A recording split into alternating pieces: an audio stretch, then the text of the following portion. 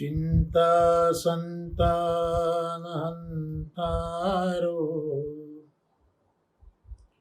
यत्पादाम्बुजरेणव स्वीयानां निजाचार्यान् प्रणमामि मुहुर्मुहुः।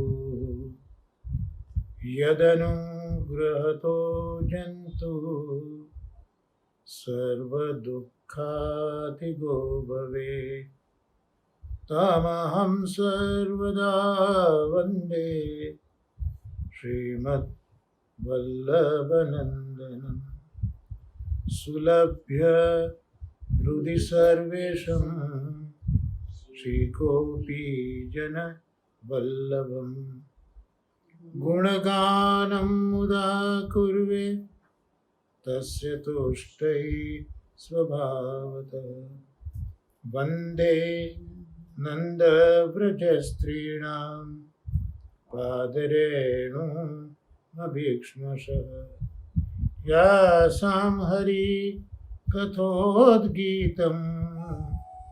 पुनाति भुवनत्रयम्। શ્રી મહાપ્રભુજીના અનુગ્રહથી અને પરમ ભાગવત શ્રી કૃષ્ણ શંકર શાસ્ત્રી દાદાજી અને શ્રી નવનીત પ્રિય શાસ્ત્રીજીના આશીર્વાદથી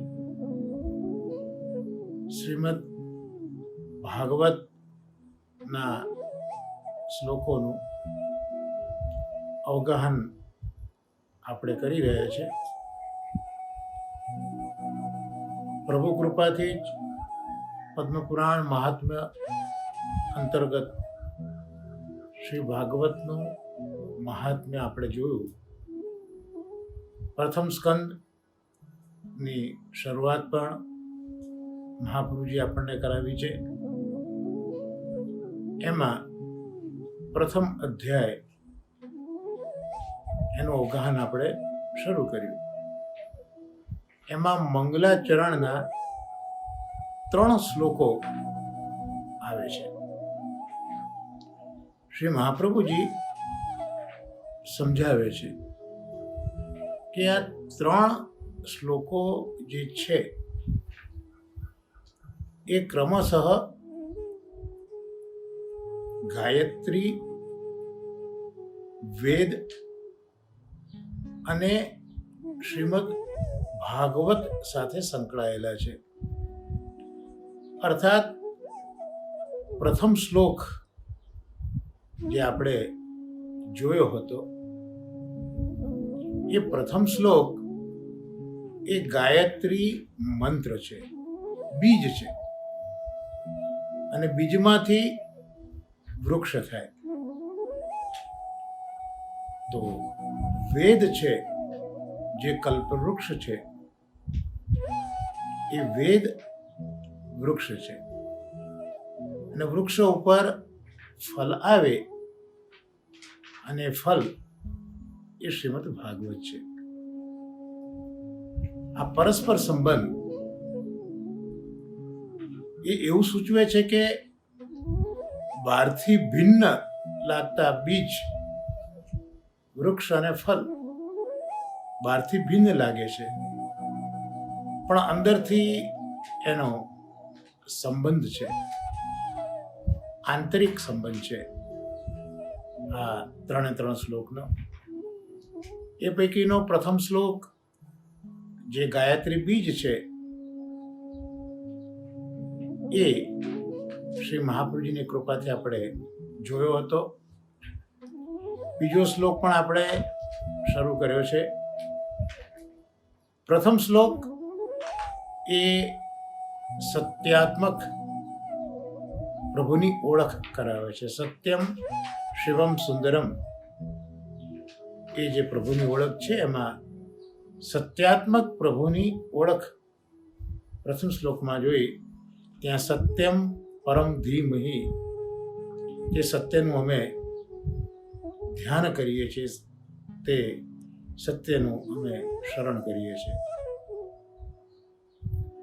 ત્યાર પછી બીજો શ્લોક આપણે અત્યારના જોઈ રહ્યા છે એ આપણે સાથે બોલીશું પ્રથમ સ્કંદના પ્રથમ અધ્યાયનો બીજો શ્લોક, જેનું અવગાહન આપણા છેલ્લા સત્સંગોમાં ભાગવતના આપણે કરી રહ્યા છીએ. ધર્મ પ્રોઝિત કૈતવોત્ર પરમો નિર્મસરાણામ સતામ વેદ્યમ વાસ્તવ મત્ર વસ્તુ શિવદમ તાપત્રયોન મૂલનમ. શ્રીમદ્ ભાગવતે મહામુનિકૃતે કિં વા પરૈરીશ્વર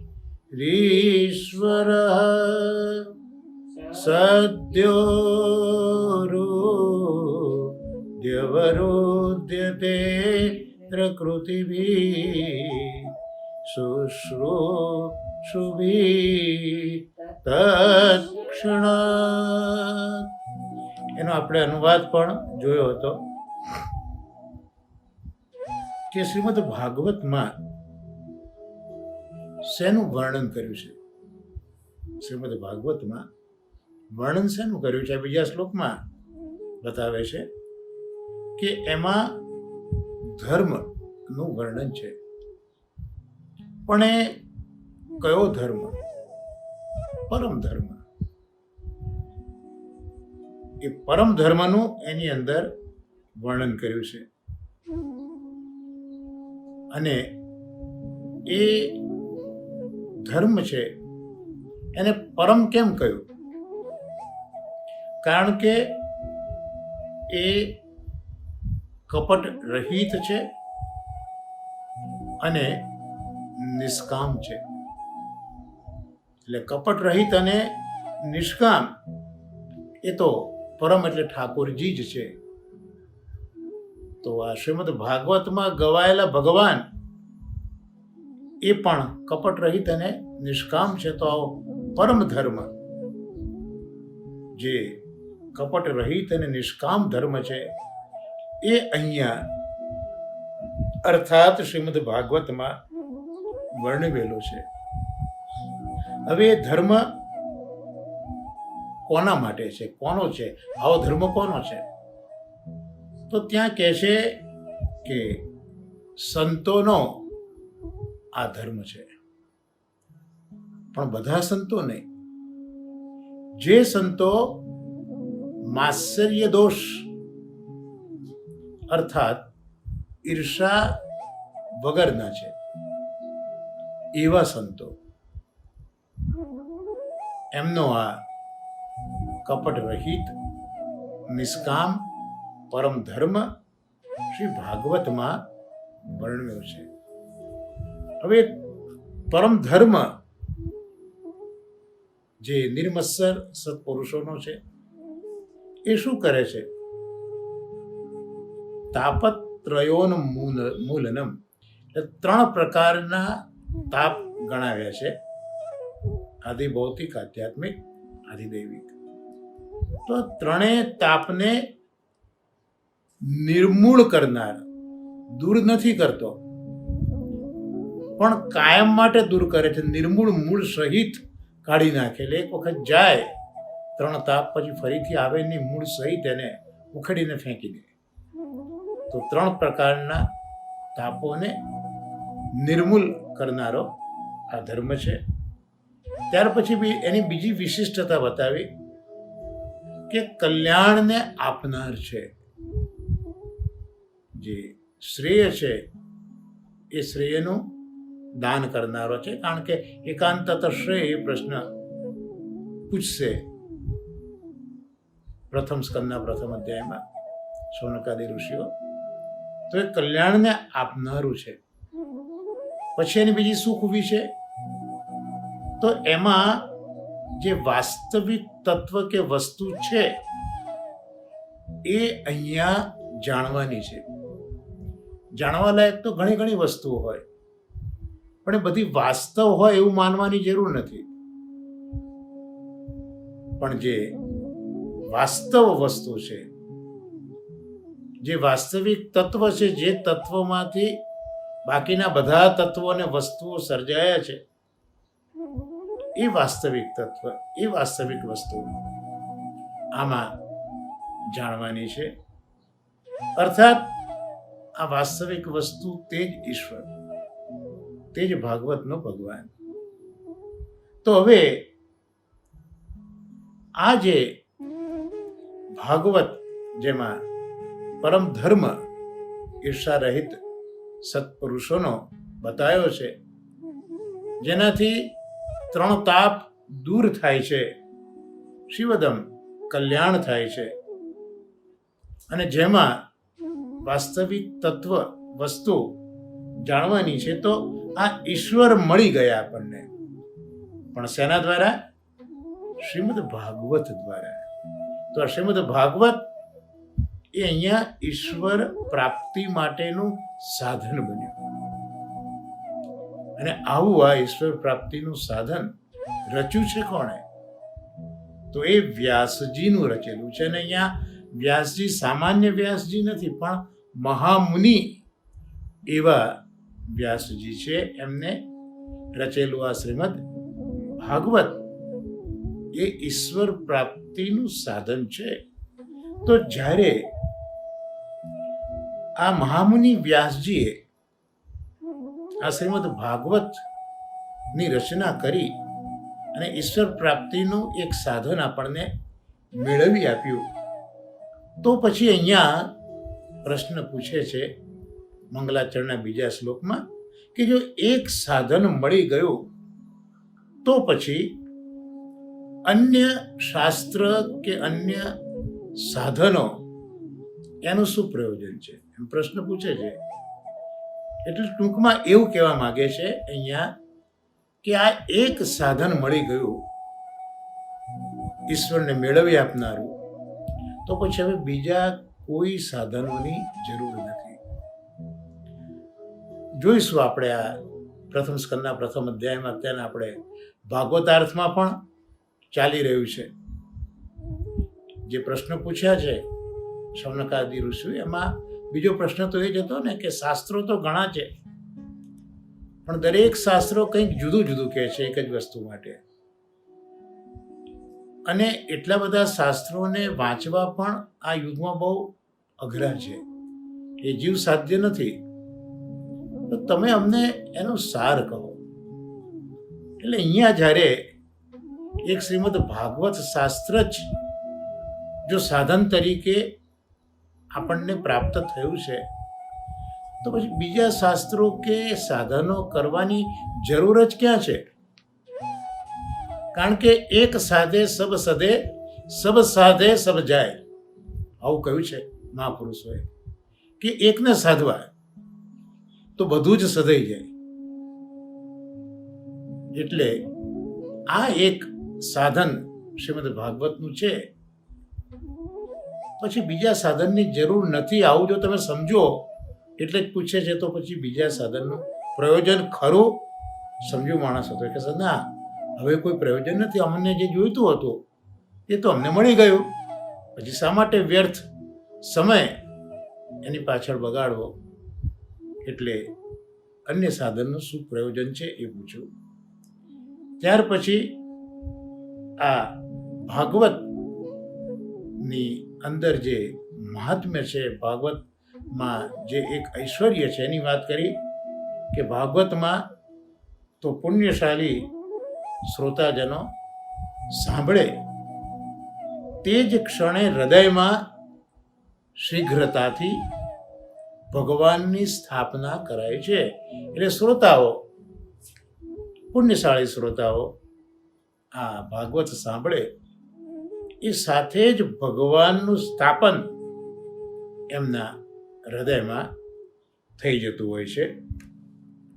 આ આપણે અનુવાદ કર્યો, અને એ અનુવાદમાં આપણે જે પ્રથમ ચરણ છે એ પ્રથમ ચરણ ઉપર પણ શ્રી મહાપ્રભુજીના સુબોધિનીજી, દાદાજી અને પરમ ભાગવત નવનીત પ્રિય શાસ્ત્રીજીના ગ્રંથો દ્વારા આ અધ્યયન કર્યું છે. પ્રથમ પંક્તિનો, બીજી પંક્તિનું, અને હવે ત્રીજી જે પંક્તિ છે, શ્રીમદ ભાગવતે મહામુનિ કૃતે કિંવા પરૈરીશ્વર,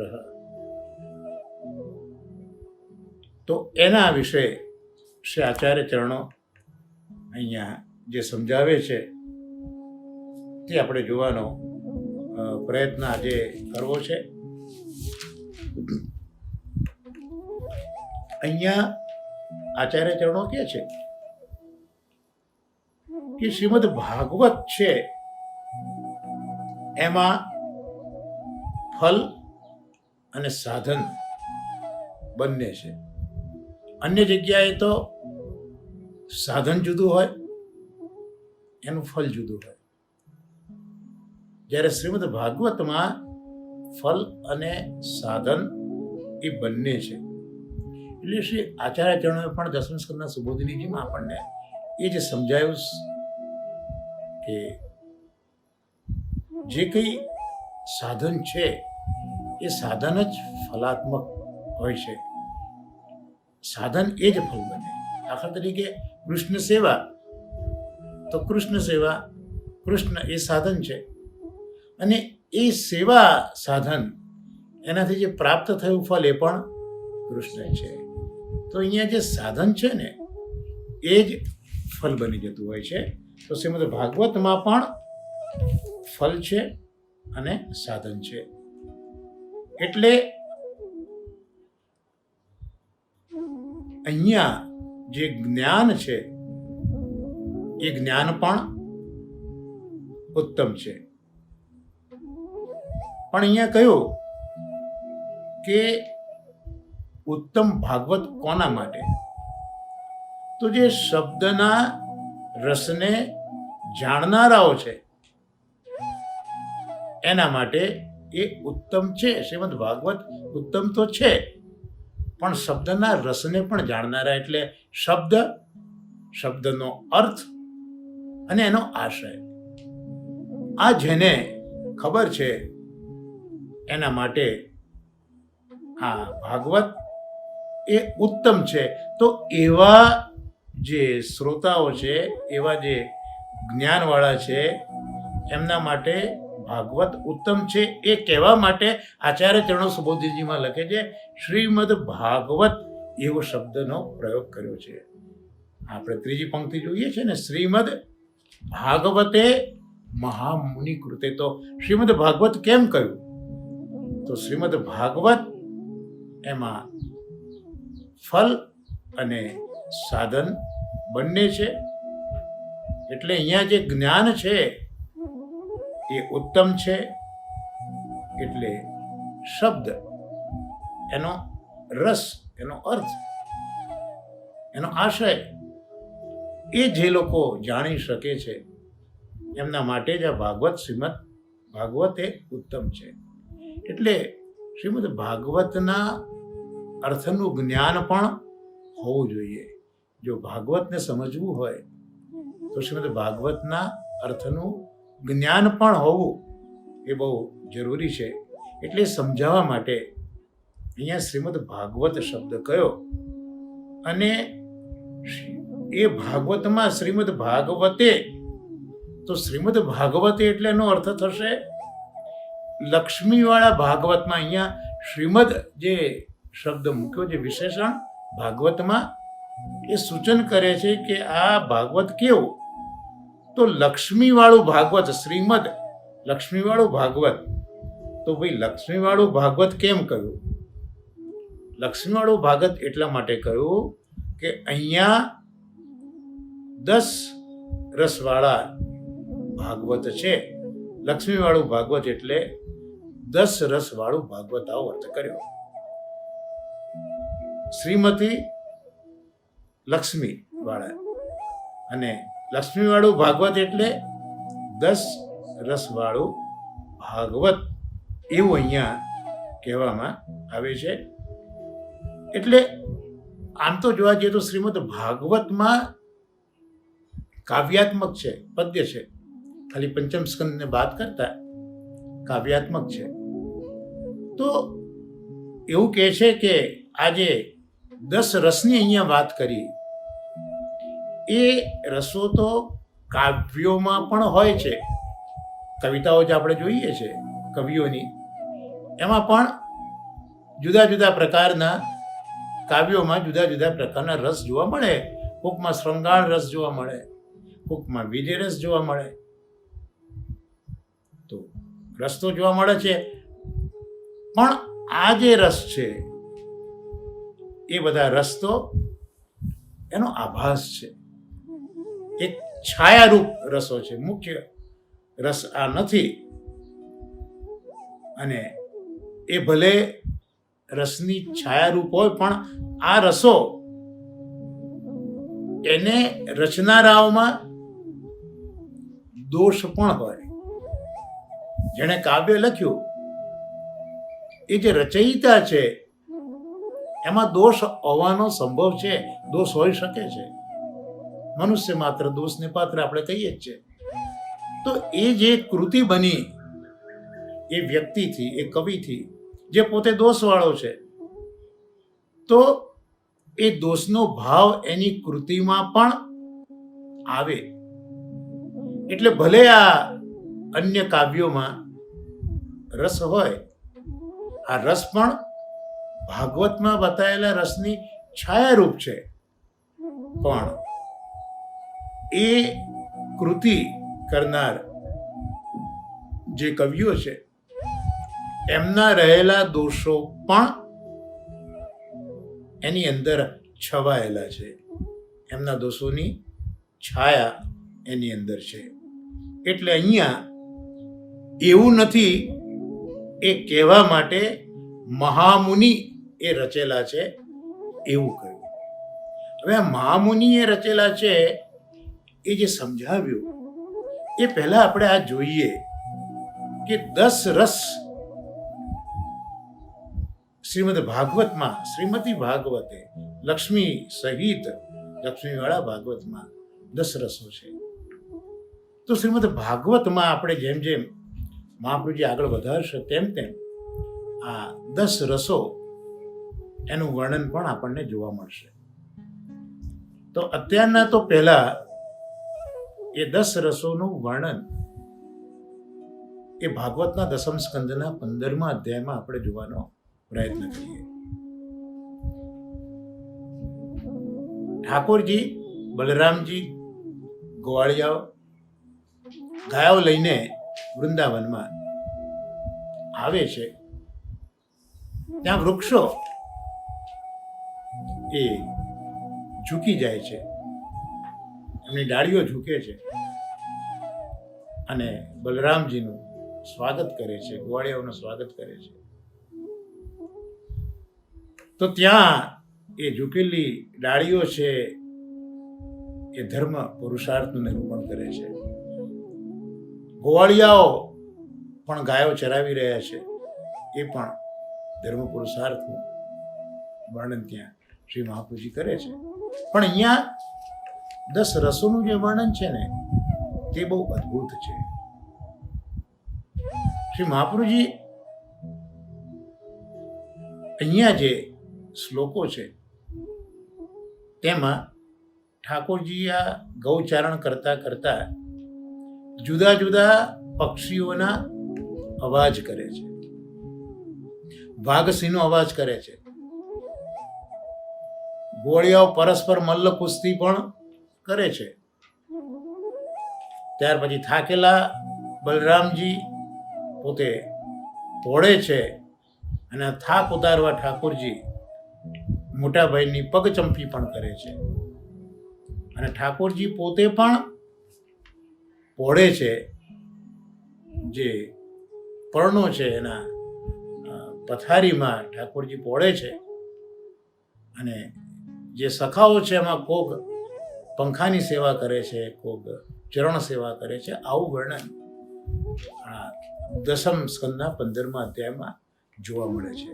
તો આ શ્લોકમાં શ્રી મહાપ્રભુજીએ આ 10 રસોના દર્શન કર્યા. એટલે પ્રભુ અહીંયા જે લીલા કરે છે એ લીલા જુદા જુદા રસવાળી છે, કારણ કે ભક્તો પણ જુદા જુદા રસવાળા છે. કોકને શૃંગાર રસમાં રુચિ છે, તો કોકની વિજય રસમાં છે, તો કોકની હાસ્ય રસમાં છે, કોકની રૌદ્રમાં છે, કોકની વિભત્સમાં છે, કોકની શાંત રસમાં છે, કોકની ભક્તિ રસમાં છે. તો જુદા જુદા રુચિવાળા ભક્તોને નિરોધ કરવા પ્રભુ આવી રીતે જે જુદા જુદા અવાજો કરે છે, એ અવાજોમાં શ્રી મહાપ્રભુજી સુબોધિનીજીમાં જુદા જુદા રસોનું વર્ણન કરે છે. આવ શ્રી મહાપ્રભુજીના આશીર્વાદથી આપણે જોઈએ. એમાં સૌથી પહેલા ઉલ્લેખ કર્યો છે ચકોર પક્ષીનો. તો ચકોર પક્ષી છે એને ચંદ્ર સાથેની પ્રીત છે. આપણે ત્યાં વસંતનો પદ જોયા ત્યાં સહજ પ્રીતિ ગોપાલે ભાવે, તો ત્યાં સહજ પ્રીતિ ચકોર અને ચંદ્રની એ વર્ણન પણ ત્યાં જોવા મળે છે. તો એવું કહેવાય છે કે આ ચકોર પક્ષી એ અગ્નિ ખાઈને પેટ ભરે એવું કહે છે. એટલે એના પેટમાં અગ્નિ છે, તો અગ્નિનું શમન, જે ચંદ્ર ઉગ્યો હોય એના જે કિરણો છે એમાં જલતત્વ છે, શીતળતા એ ચાંદનીની, એ શીતળ ચાંદનીનું પાન આ ચકોર પક્ષી કરે છે. એટલે ચકોર પક્ષીને ચંદ્રની ચાંદની માટે જે પ્રેમ છે એને અહીંયા શ્રી મહાપ્રભુજી શૃંગાર રસની આ રીતે ઓળખ કરાવે છે. ત્યાર પછી ઠાકોરજી અવાજ કરે છે ક્રૌંચ પક્ષીનો. તો ક્રૌંચ પક્ષી એનો અવાજ બહુ ભયાનક હોય છે. એટલે ઘણી વખત યુદ્ધોમાં પણ સૈન્યને જોમ ઉપજાવવા માટે ક્રૌંચ પક્ષીના અવાજો કરવામાં આવતા. અને ક્રૌંચ પક્ષીનો અવાજ એટલો બધો ઇફેક્ટિવ છે કે હિમાલય જેવા પર્વતીય પ્રદેશોમાં એના ઈંડા મૂકે તો ઈંડાનું સેવન આ ક્રૌંચ પક્ષી ઉડતા ઉડતા જે અવાજ કરે એ અવાજથી એના ઈંડાઓનું સેવન થાય છે. તો આવા ક્રૌંચ પક્ષીનો અવાજ કરીને શ્રી મહાપ્રભુજી વીર રસની ઓળખ કરાવી રહ્યા છે. ત્યાર પછી ચક્રવાક જેને કહીએ, તો આ ચક્રવાક પક્ષીની ખૂબી એ છે કે આ જે પક્ષી છે એની જોડી એમાં હંમેશા વિરહ રહેતો હોય. ચક્રવાકી દૂર જ હોય, એટલે ચક્રવાકને સદાય એનો વિરહ રહેતો હોય, વિરહમાં જુડતો હોય આ ચક્રવાક પક્ષી. તો અહીંયા કરુણ રસની ઓળખ શ્રી મહાપ્રભુજી આપે છે. ત્યાર પછી ભારદ્વાજ નામનું એક પક્ષી છે, એનો અવાજ કરે છે. શ્રી મહાપ્રભુજી એને અદ્ભુત રસ તરીકે ઓળખાવે છે. અદ્ભુત રસ એટલા માટે કે આ ભારદ્વાજ એ ભરદ્વાજ ઋષિના પુત્ર છે, એનું નામ ભારદ્વાજ, જે મહાભારતમાં દ્રોણ તરીકે ઓળખાય છે. તો આ ભરદ્વાજ દ્વારા જે પોતાના પુત્ર ભારદ્વાજની જે ઉત્પત્તિ થઈ છે એ ઉત્પત્તિ કંઈક અદ્ભુત પ્રકારની છે. એટલે અહીંયા ભારદ્વાજ પક્ષીના અવાજથી અદ્ભુત રસની ઓળખ શ્રી મહાપ્રભુજી આપણને કરાવે છે. ત્યાર પછી મોર. તો મોર એનું હાસ્ય સાથે સાંકળ્યું, કારણ કે મોર નૃત્ય કરતો હોય. એ મોર જ્યારે નૃત્ય કરતો હોય, ઠાકોરજી પણ એ મોર નૃત્ય કરતા હોય, ત્યારે ઠાકોરજી જ્યારે મોરના જેવું નૃત્ય કરતા હોય ત્યારે પેલો મોર છે એ હાસ્યાસ્પદ લાગતો હોય છે. એટલે અહીંયા હાસ્યના રસમાં મોરને શ્રી મહાપ્રભુજી સમજાવે છે. એટલે આ અવાજનું, બધા પક્ષીઓના અવાજનું અનુકરણ કર્યું 5 પ્રકારના પક્ષીઓનું. હવે વાઘ અને સિંહની ગર્જના ઠાકોરજી કરે. અવાજ જે હવે કરે છે એ વાઘ અને સિંહની ગર્જનાનો અવાજ કરે છે. તો આ ગર્જનાથી બીક લાગે, બહારથી પણ બીક લાગે અને અંદરથી પણ બીક લાગે. એટલે બહારથી જે બીક લાગે એ સિંહની ગર્જનાથી થાય, અને અંદરની જે બીક છે એ વાઘની ગર્જનાથી થાય, અને બહાર જે બીકનો અનુભવ થાય તે સિંહની ગર્જનાથી થાય. મહાપ્રભુજી સમજાવી અને ભયાનક રસ તરીકે ઓળખાવે છે. હવે બળદેવજી ગાય ચરાવતા થાક્યા છે એટલે પોળે છે, તો ઠાકોરજી એમનો થાક ઉતારવા માટે બળદેવજીની પગચંપી કરે છે. તો અહીંયા જે પગચંપી કરી ત્યાં ઠાકોરજી બીભત્સ રસ બતાવે છે. અહીંયા બીભત્સ રસ એટલે લૌકિકમાં આપણે જે બીભત્સ શબ્દની ભાવના કરીએ છીએ એવું અહીંયા નથી, પણ અહીંયા બીભત્સ રસ એટલે ઠાકોરજી એ પોતાના ભયના પગ ચાંપે છે. તો ઠાકોરજી તો ભગવાન છે, અને ભગવાન થઈને આવું કાર્ય કરે. એક દાસનું કાર્ય ભગવાન કરે, સેવકનું કાર્ય સ્વામી કરે. એ જે વિચાર વ્રજ ભક્તોને આવે છે, દાખલા તરીકે મહાત્મા ગાંધી આટલા મહાન મહાત્મા હતા, એ પોતાની જાતે કચરો વાળતા, પોતાના જાતે જ શૌચાલયો વગેરે સાફ કરતા. તો આટલો મહાન માણસ અને આવું નીચી કક્ષાનું કામ કરે છે. આ જે ભાવ પેલા દેખનાર વ્યક્તિને થાય છે ને, એને અહીંયા બીભત્સ રસ તરીકે ઓળખાયો છે. તો અહીંયા સ્વામી કૃષ્ણ એ આવું સેવકનું કામ કરે છે. મહાપ્રભુજી એને અહીંયા બીભત્સ રસ તરીકે ઓળખાવે છે. ઠાકોરજી બલરામજી અને ગોવાળિયાઓ નાચે છે, ગાય છે, પરસ્પર યુદ્ધ કરે છે, બળાસ હાંકે છે એકબીજાની, વખાણ કરે છે એકબીજાના. આમાં જે મલ્લયુદ્ધ કર્યું પરસ્પર, તો એ જે મલ્લયુદ્ધ છે એમાં ક્રોધ કરવો પડે, વીર રસ્તે ઉત્પન્ન થયેલો ક્રોધ કરવો પડે. એટલે આ ક્રોધ કર્યો મલ્લયુદ્ધમાં, આ રૌદ્ર રસ છે એમ શ્રી મહાપ્રભુજી ઓળખાવે છે. હવે પ્રભુએ મલ્લયુદ્ધ કર્યું છે, ગાયો ચરાવી છે, પ્રભુ થાક્યા છે, એટલે ઠાકોરજી જે ગોવાળિયાઓએ પાંદડાઓની સૈયા સિદ્ધ કરી છે એના પર ઠાકોરજી પોડ્યા છે. અને પોડે જે શાંત માણસ હોય તે જ પોડી શકે. આપણો લૌકિક પ્રકાર પણ જોઈએ તો મગજ શાંત હોય તો જ ઊંઘ આવે. તો ઠાકોરજી પોડ્યા છે, અર્થાત આ અવસ્થા એવી છે જે શાંત રસને પ્રગટ કરે છે. એટલે મહાપ્રભુજી અહીંયા શાંત રસ બતાવે છે. અને પ્રભુ પોઢે છે ત્યારે કેટલાક ગોવાળિયાઓ પ્રભુને પંખાની સેવા કરે છે, તો કેટલાક ગોવાળિયાઓ પગચંપી કરે છે. જેનો જેવો અધિકાર, જેટલો અધિકાર. તો અહીંયા શ્રી મહાપ્રભુજી એને ભક્તિ રસ, દાસ્ય ભક્તિ રૂપી રસ એમ તરીકે ઓળખાવે છે. તો આ રીતે 10 રસ એ બતાવ્યા છે. અને આવી જ રીતે જ્યારે ઠાકોરજી ગાયો ચરાવીને જે આવે છે એ વખતે પણ 14 રસોનું વર્ણન શ્રીમદ ભાગવતમાં છે. ક્વચિત ખૂબ વખત સમયની અનુકૂળતા આપણે જોવાનો પ્રયત્ન કરીશું. પણ અહીંયા અત્યારે જે આપણે જોઈ રહ્યા છે કે શ્રીમદ ભાગવતે એટલે શ્રીમતી ભાગવત એટલે લક્ષ્મીવાળું ભાગવત, એમાં 10 રસ તો આ રીતે આપણને અહીંયા એ જોવા મળે છે. અને અહીંયા વ્યાસજીને મહામુનિ કહ્યું. વ્યાસજી પોતે પોતાની જાતને મહામુનિ કે એ તો આત્મશ્લાઘા થઈ, પણ અહીંયા નારદજીએ પ્રાદેશ કર્યો છે અને વ્યાસ મહર્ષિજી સમાધિ કરે છે, અને સમાધિમાં જ એમને આ ભાગવતનું દર્શન થયું છે.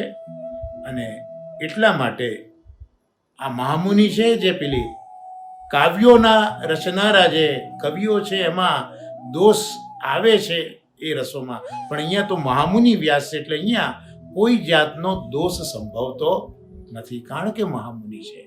અને સમાધિમાં એમને જે જોયું છે તે ગાયું છે, પ્રભુ એમને દર્શન કરાયા છે, તો એ દર્શન કોઈ પણ જાતના દોષ વગરનું છે.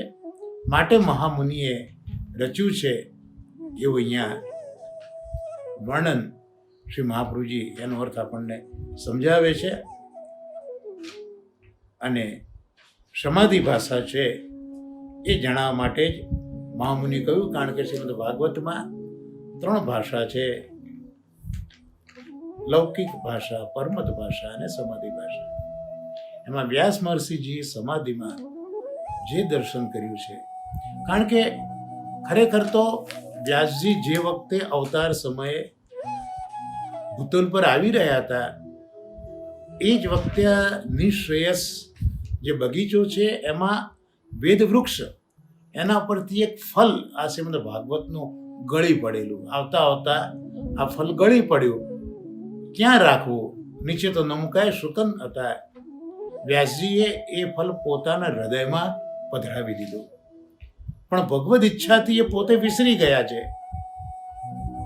અને નારદજી દ્વારા પ્રભુએ વિસરાઈ ગયેલા ફલની યાદી કરાવે છે. એટલે સમાધિમાં એમને જે દર્શન કર્યું એ ખરેખર તો હૃદયમાં જે બિરાજેલું ભાગવત હતું, ભૂતલ પર આવતા આવતા જે ભાગવતનું ફલ ગળી પડેલું હતું પક્વ થઈને અને હૃદયમાં મૂકેલું, એ સમાધિમાં એ જ દર્શન વ્યાસ મહર્ષિજીએ કર્યું છે. તો આ મહામુનિએ રચેલું એવું કહે છે. અને હવે પછી આગળ કહે છે કે જો આ શ્રીમદ ભાગવત આપણી પાસે સાધન છે તો કિંવા પરઈ રીશ્વર. તો હવે આ ભાગવત કયા પછી કેટલાક ઉપાસનાના પ્રકરણો છે, ઉપાસનાના શાસ્ત્રો છે, એનાથી પણ ભાગવત એની અસાધારણ સરસાઈ છે તે બતાવવા અહીંયા અમે સમજાવે છે કે મંત્ર શાસ્ત્રો છે, પંચરાત્ર વગેરે પણ શાસ્ત્રો છે, પણ એમાં ઉપાસનાના વિશે પ્રકરણો જોવા મળે છે આ બધા શાસ્ત્રોમાં.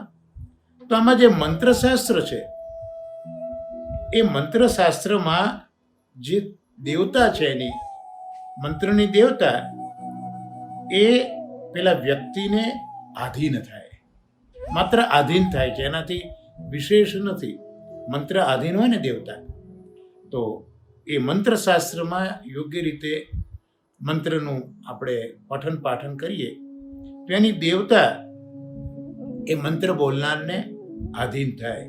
પણ એ તો દેવતા છે, ઈશ્વર નથી.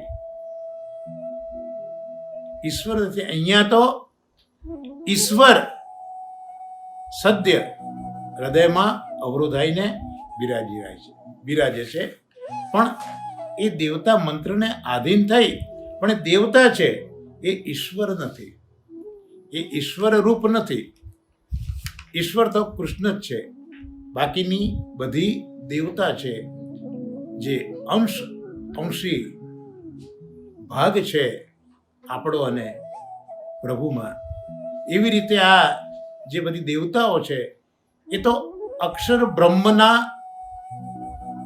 માંથી પ્રગટ થયેલા બધા આ દેવતાઓ છે. અને અક્ષર બ્રહ્મ તો આ પરબ્રહ્મ કૃષ્ણમાંથી પ્રગટ થયું છે. એટલે પરબ્રહ્મ કૃષ્ણમાંથી અક્ષર બ્રહ્મ પ્રગટ થયું. અક્ષર બ્રહ્મમાંથી સૌથી પહેલો પુરુષ અવતાર થયો અને પુરુષ અવતારમાંથી આ બધી દેવતાઓ થઈ છે. એટલે એ ઈશ્વર રૂપ નથી. એટલે ભલે આધીન બની પણ એ ઈશ્વર રૂપ નથી. એટલે અને પંચરાત્રમાં પણ દેવતાઓ હોય પણ એ દેવતા જ છે, એ ઈશ્વર નથી.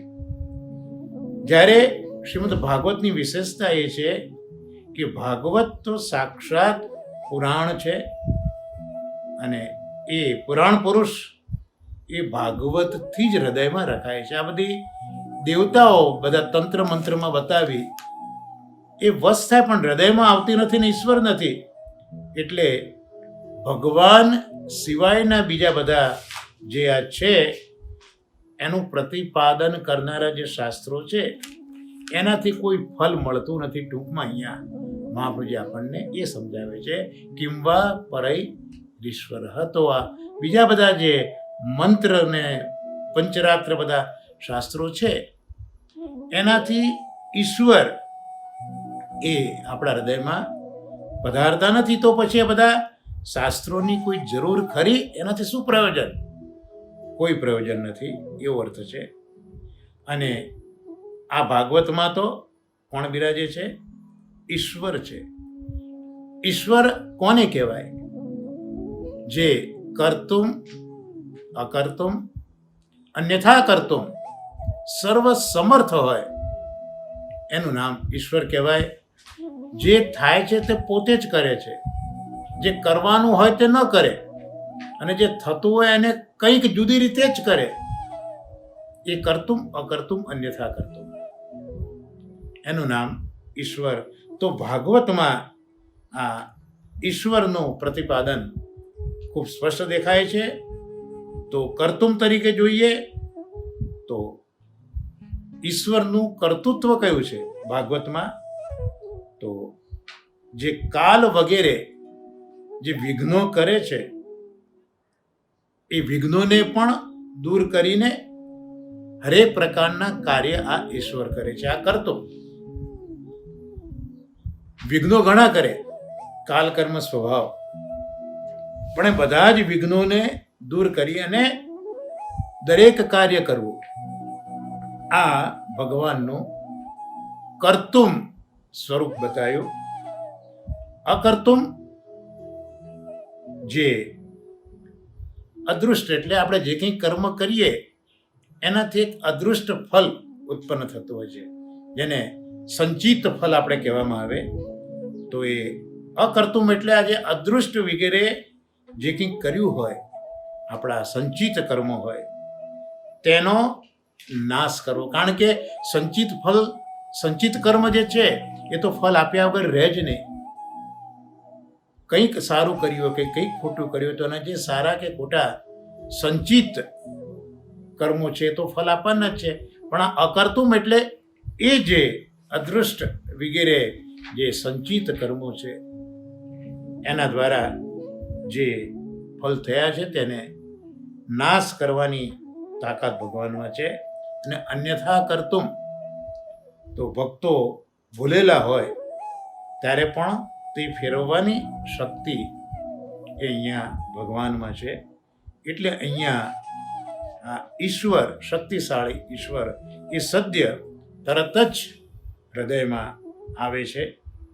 તો અહીંયા આવા આ ભગવાન છે એ શુશ્રુષુભિ શ્રવણ કરવાની ઈચ્છાવાળા હોય તેમને તો શ્રવણ કરવાની ઈચ્છા જે છે એ તો મોટા ભાગ્યથી પ્રાપ્ત થાય છે.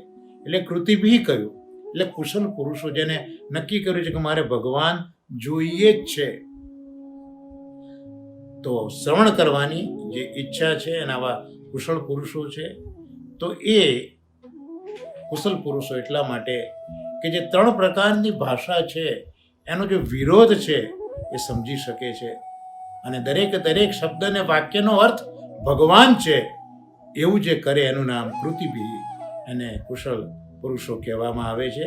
અને એ જ્યારે શ્રવણ કરે આવા શુશ્રુભિ અને કૃતિભિ એવા જ્યારે શ્રોતાઓ શ્રવણ કરે ત્યારે ભગવાનની પ્રાપ્તિ થાય છે. ભગવાન તે જ ક્ષણે પધારે છે. એટલે જ ભાગવત સર્વથી ઉત્તમ છે એવું અહીંયા કહે છે. તો આ સાથે આપણો આજનો જે સત્સંગ છે શ્રીમદ ભાગવતને એમાં બીજા શ્લોકનું અવગાહન શ્રી સુબોધિનીજી પ્રમાણે અને બંને પરમ ભાગવતોના આશીર્વાદથી આપણે જોયું. અને હવે બાકી જે થોડોક સમય છે એમાં આપણે પુરુષોત્તમ સહસ્રનામ જોઈ લઈએ. એમાં અત્યાર સુધીમાં આપણે 19 નામો જોયા છે. તો 19 નામો જે છે એ પ્રથમ સ્કંદના પ્રથમ અધ્યાયના મંગલાચરણના 3 શ્લોકો જે છે ને એ 3 શ્લોકોના અનુસાર મહાપ્રભુજીએ 19 નામો પ્રગટ કર્યા છે. આપણે હજી ત્રીજો મંગલાચરણનો શ્લોક અવગાહન કરવાનો બાકી છે. એ જ્યારે ત્રીજો શ્લોક જોઈ લઈશું એ વખતે આપણે આજે 19 નામો કયા શ્લોકમાં ક્યાં સંકળાયેલા છે મહાપ્રભુજીએ પ્રગટ કર્યા છે તે આપણે જોવાનો એ વખતે મહાપ્રભુજીની કૃપાથી એક નમ્ર પ્રયત્ન કરીશું. તો અત્યારના તો હવે આપણે 12મો શ્લોક જોઈએ છે. પુરુષોત્તમ સહસ્ર છે આપણી પાસે, જુઓ 83મું પેજ. શુકવાગ મૃતાબ્ધિન્દુ શૌનકાદ્ય ખિલેષ્ટદ ભક્તિ પ્રવર્તકસ્ત્રાત વ્યાસ ચિંતા વિનાશક. તો આ 12મા શ્લોકમાં પુરુષોત્તમ સહસ્રના 20મું નામ છે શુક વાગ મૃતાબ્ધિન્દુ, અર્થાત સુખદેવજીની વાણીરૂપી અમૃત, વાગામૃત વાણીરૂપી અમૃત, અબ્ધિ એટલે સાગર, તો સુખદેવજીની વાણીરૂપ અમૃતના સાગરને મથતા તેમાંથી નીકળેલા શ્રી કૃષ્ણચંદ્ર. હમણાં જ આપણે જોયું આ શ્રીમદ ભાગવતના આ બીજા શ્લોકની અંદર કે ભાગવતમાં શ્રીમતી ભાગવત 10 રસવાળા કૃષ્ણ એ અહીંયા બિરાજે છે. તો એ કૃષ્ણચંદ્ર જે પ્રગટ થયા છે એ સુખદેવજીની વાણી એ સામાન્ય વાણી નથી, પણ એ અમૃત વાણી છે. અને માત્ર અમૃત નહીં, પણ અમૃતનો સાગર છે.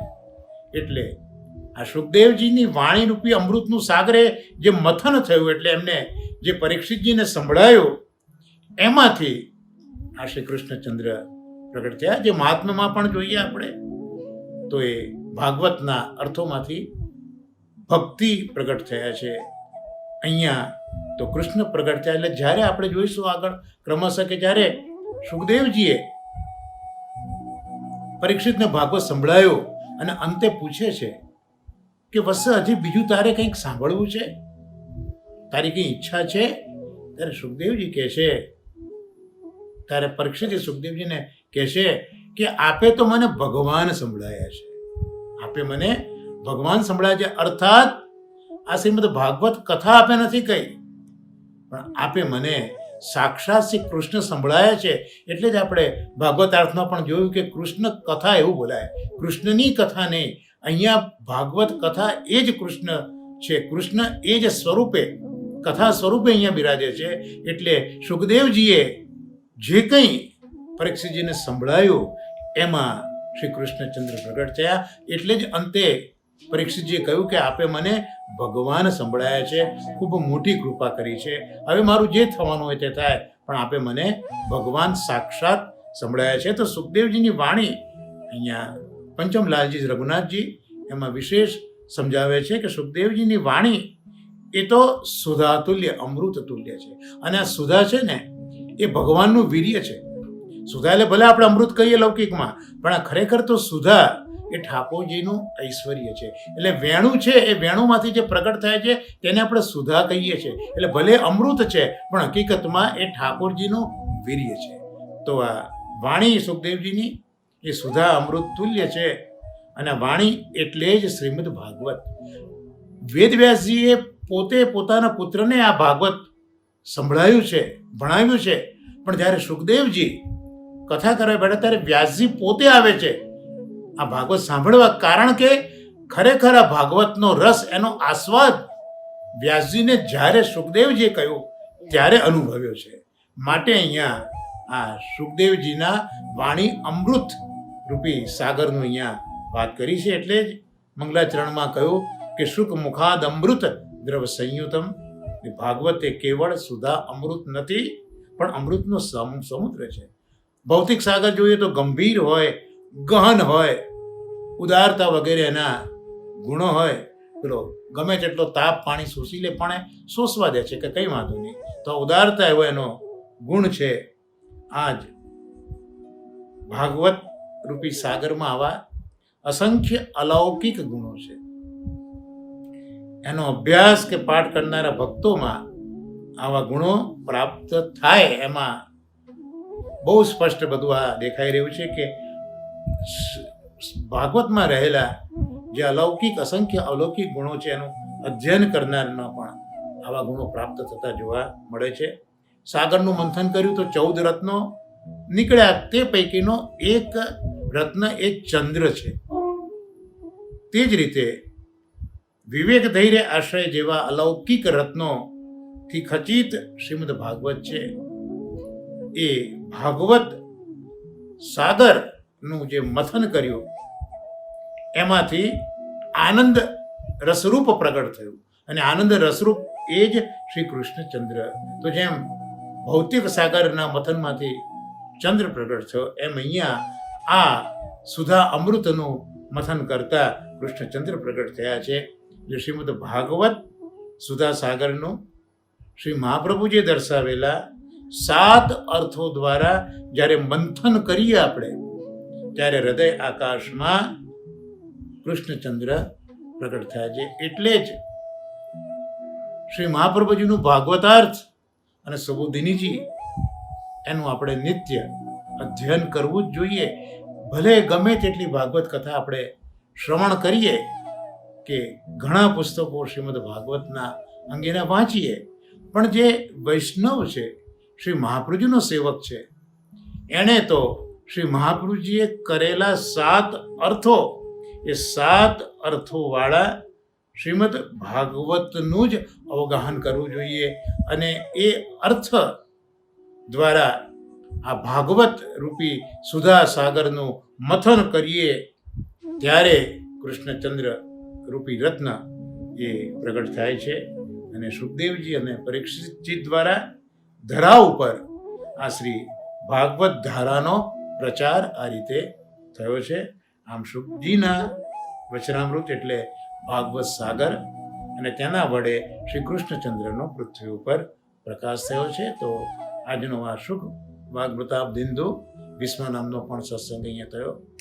તો પંચમલાલ શ્રી રઘુનાથજી ના ચરણ કમલમાં આ સત્સંગને નિવેદિત કરી આજના સત્સંગને આશ્રયના પદગાન સાથે આપણે વિરામ આપીશું. સાથે બોલીએ દ્રઢઈન ચરણન કેરો ભરોસો, દ્રઢઈન ચરણન કેરો શ્રી વલ્લભનખ ચંદ્ર છટાબીન સબ જુગમાં જ અંધેરો ભરોસો, દ્રઢઈન ચરણન કેરો साधन और नहीं आ कलि में जासू होत निवेरो, सूर कहा कहे दुविधा धरो बिना मोल को चेरो भरोसो, दृढ़इन चरणन केरो, दृढ़इन